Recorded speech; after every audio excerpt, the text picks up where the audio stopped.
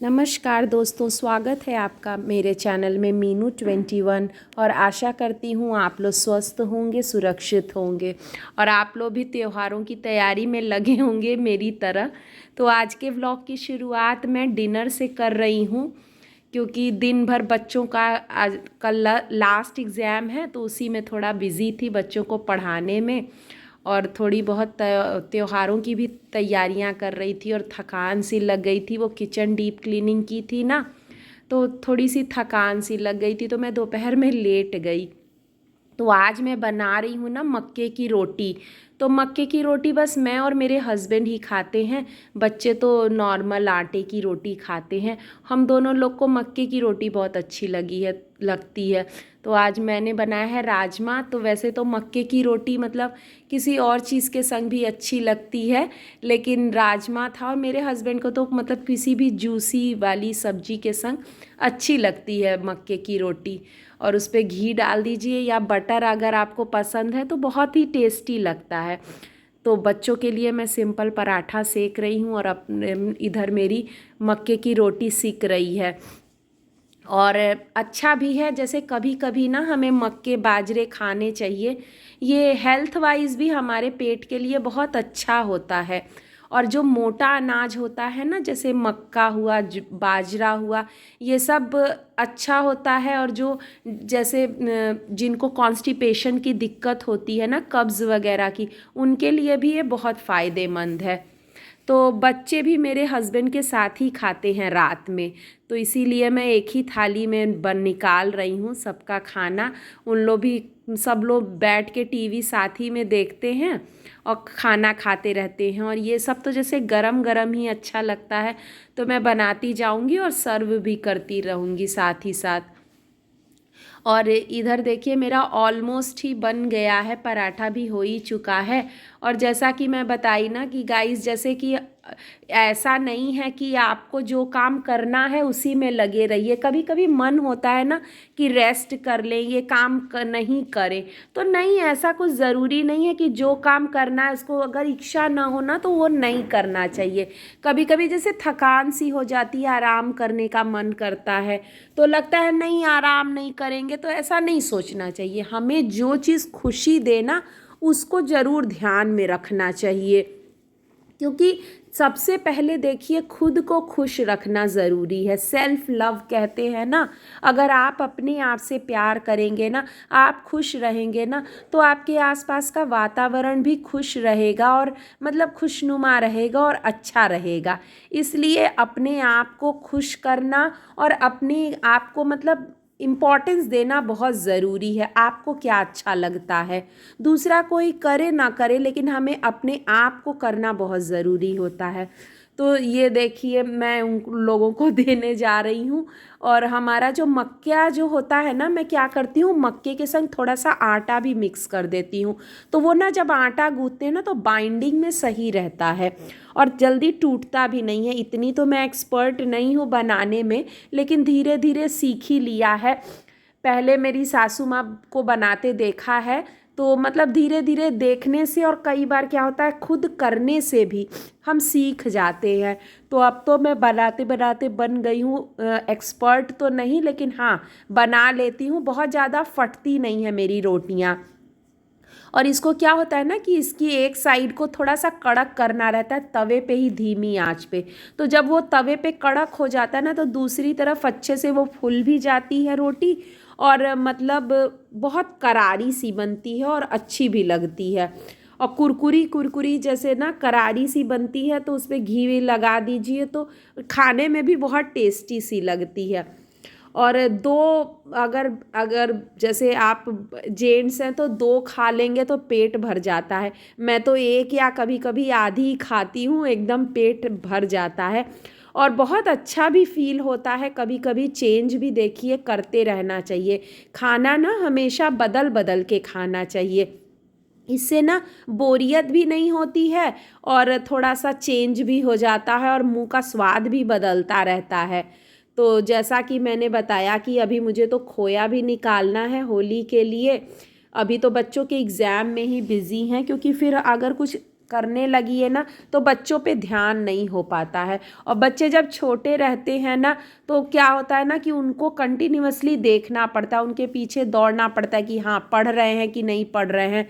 जिनके छोटे बच्चे हैं वो लोग मुझसे रिलेट कर पा रहे होंगे, क्योंकि छोटे बच्चों को अगर ना देखिए ना, तो मेरे तो दोनों छोटे बच्चे ऐसे ही हैं कि ना देखिए ना तो फिर वो बातें करने लगते हैं। और अब ये गाइस ना दूसरे दिन मॉर्निंग का है, और मैं रात में ना मेहंदी लगाने का मतलब रात में ही मेहंदी लगाना रहता तो मैं भिगो देती हूँ, लेकिन रात में भिगोना मैं भूल गई थी। मतलब मेहंदी को फेंट के मैं रख देती हूँ लोहे की कढ़ाई में, लेकिन मैं भूल गई थी। तो अभी मैं हस्बैंड को नाश्ता दे चुकी हूँ और बच्चों के एग्ज़ाम्स थे तो वो लोग चले गए हैं। अब मैं मेहंदी को फेंट ली हूँ, और इसमें अगर आपको कंडीशनिंग करनी हो ना तो अंडा भी डाल सकते हैं। मैं इसमें अंडा डाल दे रही हूँ। और अब चलिए चलते हैं लगाने। और अब मैं मेहंदी लगा के सोची कि अब थोड़ा सा ये सब साफ़ सफाई वाला भी काम हो जाए। तो मैं घर में ये झोल जो लग गए हैं ना, इनको भी, ये तो बाहर मेरे बरामदे का है, उसमें मैं थोड़ा सा झोल मार लूँगी और फिर उसके बाद थोड़े अच्छे से साफ़ सफाई हो जाए। नहीं तो फिर होली की तैयारियों में लग जाइए ना तो फिर टाइम नहीं मिलता है, फिर तो पकवान और किचन से ही फुर्सत नहीं मिलेगी। इसलिए मैंने सोचा कि ये कर लूँ, और साथ ही साथ देखिए सब काम करते हुए हमें अपने पे भी ध्यान देना चाहिए। तो मैंने बोला कि फिर मेहंदी भी लगाने का टाइम नहीं लगेगा, और बाल भी ना आजकल थोड़े से रफ़ से हो रहे हैं। बार बार मैं ऑयलिंग नहीं कर रही थी इसकी वजह से कि क्या, तो मैंने बोला कि मेहंदी में ना थोड़ा सा अंडा मिला के लगा लेती हूँ तो बाल भी थोड़े, और उसी में मैं क्या करती हूँ ना, आंवले का भी पाउडर डाल देती हूँ, तो बाल ना थोड़े से सॉफ्ट और बहुत अच्छे सिल्की से हो जाते हैं। तो वंस इन अ वीक तो नहीं, लेकिन 15-20 दिनों में आप एक बार ऐसे कर लेंगे ना तो बालों की जो मतलब बालों की स्ट्रेंथ भी अच्छी रहती है, मतलब मजबूत रहते हैं बाल, झड़ेंगे भी नहीं, और मतलब बहुत शाइनी से भी हो जाते हैं। तो मैं तो अधिकतर ही करती हूँ, मैं कोशिश करती हूँ कि ये सब कर ले घर में। जैसे बाहर तो स्पा और ये सब कराने का मुझे फुर्सत नहीं रहता, और मुझे बहुत ज़्यादा ये सब का शौक़ भी नहीं है कि बाहर सैलून में जाऊँ और पार्लर्स में जाके मैं नहीं बहुत ये सब कर पाती हूँ। तो अब मेरा बाहर का हो गया है, अब मैं घर में आ गई हूँ, और ये मैं एक टॉवल लगा लेती हूँ ना छोटी सी, कि जैसे मेहंदी वेहंदी लग जाती है ना तो उसमें ही लगे, नहीं तो कपड़े में स्टेन आ जाता है तो ख़राब हो जाता है। और जब आप जैसे झाले वाले मारे हैं ना तो फिर कमरे की फिर अच्छे से सफाई कोने कोने करनी होती है, नहीं तो फिर वो स्टिक, मतलब आजकल के झोल तो उतने ज़्यादा नहीं स्टिकी हैं, लेकिन फिर भी उनको पूरे सोफ़े वोफ़े हटा के अच्छे से डीप क्लीनिंग करनी होती है।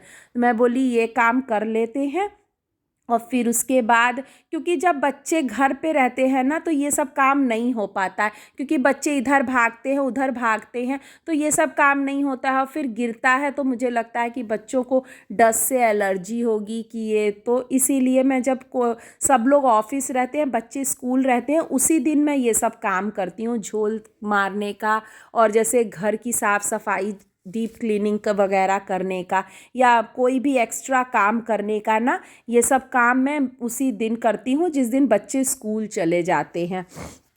और अब तो बच्चों के एग्ज़ाम्स भी ओवर हो जाएंगे, तो मैंने सोचा कि अब तो कंप्यूटर पे ही दिन भर खेलेंगे, तो ये थोड़ा सा अरेंज कर देती हूँ। और नीचे ना मैंने एक बास्केट रखी है जिसमें अब जैसे एग्ज़ाम्स होते जा रहे हैं ना बच्चों के, तो सब बुक्स कॉपीज़ इसी में रख दें बच्चे, क्योंकि अब तो रैक में नई बुक्स कॉपीज़ के लिए जगह बनानी होगी। तो फिर मैं इसी में से छांट लूँगी, जैसे जिन कॉपियों में पेजेस अभी बचे हैं उनको रफ़ कॉपी के लिए यूज़ कर लेंगे, और जो पुरानी कॉपीज़ जो भर गई हैं उनको कबाड़ वाले को दे देंगे। और बुक्स तो मैं क्या करती हूँ, ग्रामर की, व्याकरण की, ये सब बुक्स मैं रखती हूँ, क्योंकि इन सब की ना हमेशा ही ज़रूरत पड़ती है। तो ये बास्केट में निकाल दी थी कि इसी में जैसे जैसे एग्ज़ाम्स होते जाएंगे ना वैसे वैसे इसमें डालते रहना। तो एक दिन मैं छांट लूँगी, क्योंकि बड़े वाले बेटी की बुक्स कान्हा को काम आ जाती है, और कान्हा की कृष्णा को, तो इस तरह से थोड़ा छांट लूँगी, और बाकी की बुक्स मैं लाइब्रेरी में डोनेट कर दूँगी। क्योंकि बुक्स की तो अच्छी कंडीशन होती है। मैं इंग्लिश, हिंदी, ईवीएस ये सब ना ख़रीद ही लेती हूँ फ्रेश, क्योंकि बहुत सारी बच्चों की बुक्स में ना लिखने का भी होता है, तो बुक्स तो नहीं काम आ पाती हैं, तो नई बुक्स ख़रीद लेती हूँ। और कुछ कुछ बुक्स जो होती हैं एक्स्ट्रा रहती हैं, या कृष्णा की जो बुक्स होती हैं वो मैं लाइब्रेरी में डोनेट कर देती हूँ, क्योंकि कई बार ऐसा होता है ना कि बुक्स मिलती ही नहीं है, तो वहाँ से ज़ेरॉक्स हो जाती हैं या किसी नीडी को मिल जाए, तो इससे अच्छी बात क्या हो सकती है। तो इसीलिए मैंने इन बास्केट में सारा कलेक्ट करके रखा है। और जैसे थोड़े थोड़े दिनों पे ना देखिए कोई इधर कर देता है सामान। अब यहाँ मेरे हस्बैंड ने एक अपनी बेल्ट निकाल के रखी थी, उसका हुक मतलब यूज़ कर लिया था, और बाकी जो है ना बेल्ट ऐसे ही फेंकी थी। तो मैं बोली बुक्स के कॉलम में ये क्या कर रही है, तो उसको भी मैं रबर बैंड लगा के रख दूँगी, क्योंकि जब खोजने लगी है तो नहीं मिलता है। इसलिए जहाँ जिसकी जगह अलॉट है ना, अगर वहीं पे हम लोग रखें ना, तो कभी ये प्रॉब्लम आती ही नहीं है। तो यही चीज़ होती है ना, बीच बीच में देखना पड़ता है, क्योंकि जितने एफिशिएंटली हम करेंगे और तो कोई करता नहीं है। तो ये देखिए मेरा हो गया यहाँ का। तो गाइस, जैसा कि आप देख सकते हैं मैंने बाल को वॉश कर लिया है, और अब बच्चे भी आने वाले ही होंगे, तो अब चलते हैं लंच की तैयारी करते हैं। और अभी ये देखिए इतने सारे कपड़े अभी रखने हैं, ठंडियों के सारे कपड़े हैं, तो इनको सॉर्ट आउट करके मतलब कैटेगरी वाइज रखने हैं, हल्की ठंडी वाले मेरे अलग, बच्चों के मेरे तो रखा ही गए हैं, बच्चों के कुछ कुछ अलग करने हैं।